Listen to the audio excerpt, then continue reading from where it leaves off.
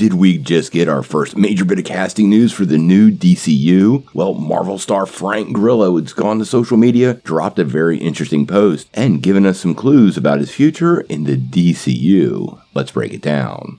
Well, earlier today, we really got some interesting social media posts from Crossbones actor Frank Grillo. If you remember correctly, he was actually part of Captain America, the Winter Soldier, Civil War, and Avengers Endgame, but the actor may have just teased a huge jump over to the DCU with James Gunn. Now, Gunn has hinted at maybe acquiring some of those Marvel actors he worked with on the Guardians of the Galaxy, but getting Grillo could be a pretty interesting move, and I think I have an idea of who he may be cast as. But first, let's check out Frank's post.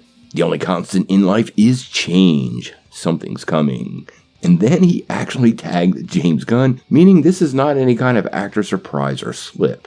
Now, it does remain unclear if Grillo has officially joined the DCU, but by saying there's a change and something coming, boy, he has people talking. So the question becomes, who is he gonna play? Well, there's a lot of possible roles people are kicking around, including Frank Grillo as the new Batman or maybe even Deathstroke. But I have to say, I think the actor might be a little old for that. He's in incredible shape, but he's 57 years old and definitely will be much, much older than a mid-20-year-old Superman. But there is a project he fits with perfectly. Recently, James Gunn confirmed that production has started for Creature Commandos, and that they have, quote, already cast some of the team. Now, one member of the Creature Commandos will be Rick Flag Sr., the father of Joel Kinnaman's Suicide Squad character. And I have to say, Grillo is literally the perfect guy for that. Selling him as a commando is pretty easy, he's the right age, and this is a project that is currently in production.